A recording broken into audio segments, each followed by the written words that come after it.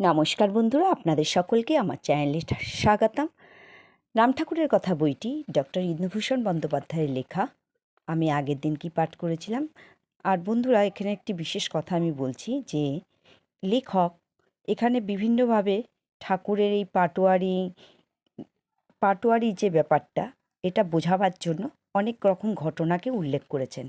সুতরাং ঠাকুরের কথা এখানে একটু কম আছে, কিন্তু ঠাকুরের ঘটনা ঠাকুর কী বলতে চেয়েছেন সেইগুলোকে বোঝাবার জন্য পরপর কয়েকটি ঘটনা লেখক এখানে লিখে গেছেন, সেটাই আমি পাঠ করছি। তো আগের দিন কি পাঠ করছিলাম ঠিক তারপর থেকে পাঠ করছি। তার আগে আমার পিতামাতাকে প্রণাম জানিয়ে ও গুরুদেবের চরণে সশস্ত্র প্রণাম জানিয়ে আজকের পাঠ শুরু করছি।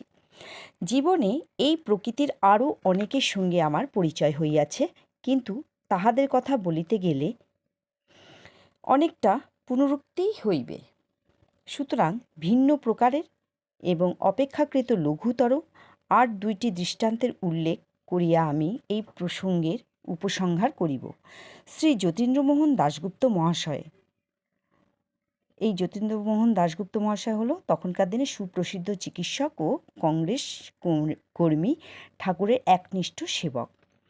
এই মহাশয়ের গৃহপ্রবেশ উপলক্ষে 3 দিন ব্যাপী এক মহোৎসবের ব্যবস্থা হইয়াছিল।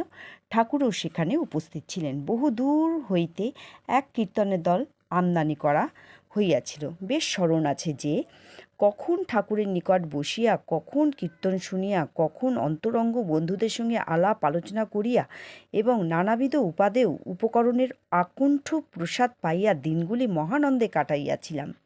উৎসবের প্রথম দিন দ্বিপ্রহরে আমি ও প্রভাতবাবু কীর্তনের আসরে এক পাশে বসিয়াছিলাম। হঠাৎ প্রভাতবাবু 2টি ভদ্রলোকের দিকে আমার দৃষ্টি আকর্ষণ করালেন। ইহারা দুইজনেই ঠাকুরের আশ্রিত এবং কীর্তনে ইহাদের একটা প্রবল অনুরক্তি ও উৎসাহ বরাবরই লক্ষ্য করিয়া আসিয়াছি।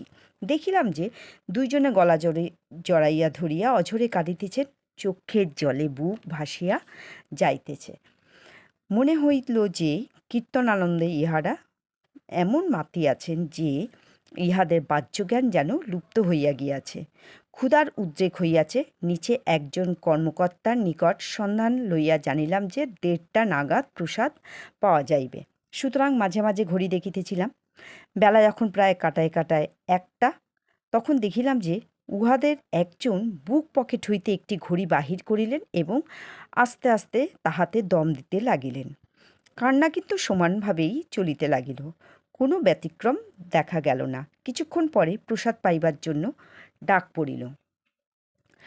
আমরাও উঠিলাম। ওই আশ্রিত দুইটিও উঠিলেন। যিনি ঘড়িতে দম দিতেছিলেন তাহার নিকটে যাইয়া প্রভাতবাবু বলিলেন, কয়টা বাজলো দেখো তো। তিনি ঘড়ি দিয়ে দেখিয়া বলিলেন, 1:40। তাহাতে প্রভাতবাবু বলিলেন, না, আমার মনে হয় যেন তোমার ঘড়িটা স্লো। আজ দম দিয়াছ তো? ভদ্রলোক উত্তর করিল যে তিনি নিয়মিত 1টার সময় ঘড়িতে দম দিয়া থাকেন এবং আজও ঠিক সময়ই দম দিয়াছেন। আর যায় কোথায়।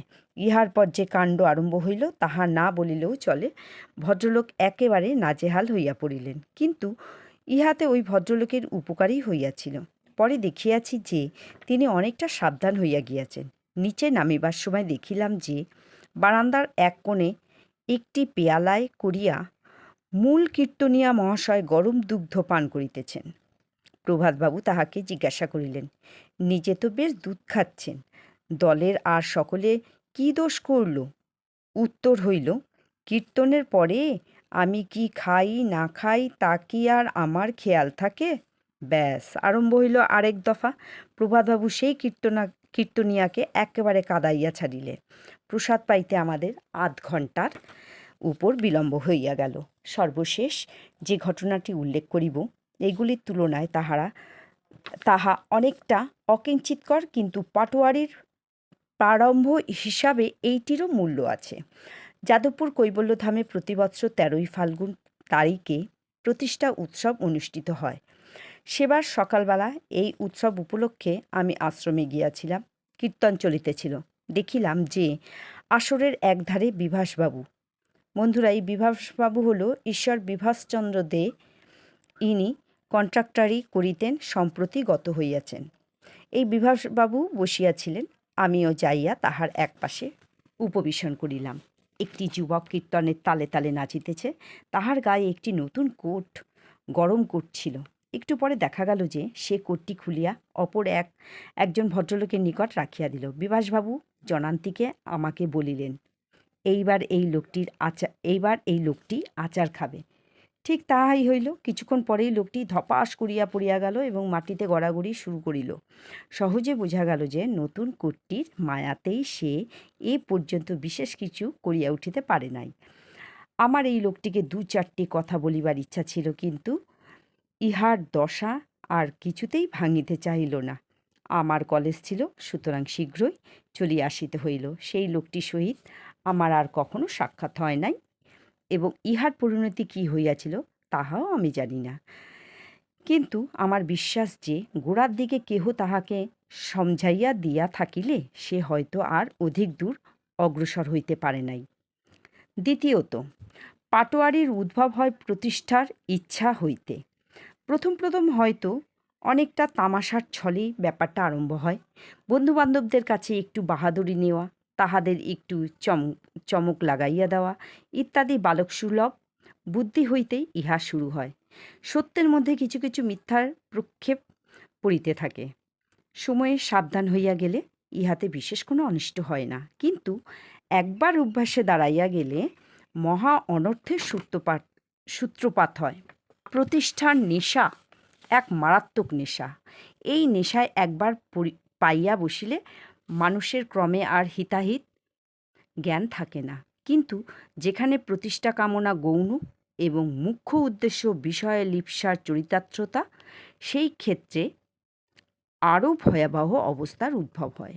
রাজনৈতিক ও সামাজিক ক্ষেত্রেও এরূপ দৃষ্টান্তের অভাব নাই, কিন্তু ধর্মজীবনে ইহার ফল যে কী সাংঘাতিক হইয়া দাঁড়ায় এবং দেশের দশের কী মহা অনিষ্টের কারণ হয়, তাহা দৃষ্টান্ত দ্বারা বুঝাইবার অপেক্ষা রাখে না।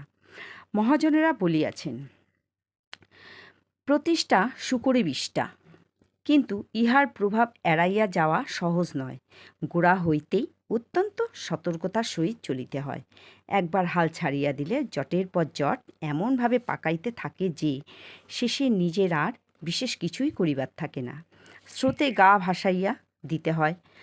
আর কথা না বাড়াইয়া এখানে এক ভদ্রমহিলার দৃষ্টান্তের উল্লেখ করিয়া বুঝাইতে চেষ্টা করিব যে গোড়ায় একটু খ্যাতির প্রলোভন ক্রমে পাটোয়ারিতে পরিণত হইয়া কী রূপ উৎকট অবস্থার সৃষ্টি করিতে পারে।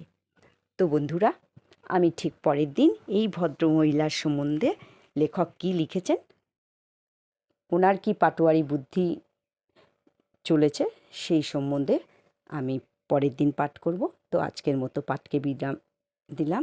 নমস্কার।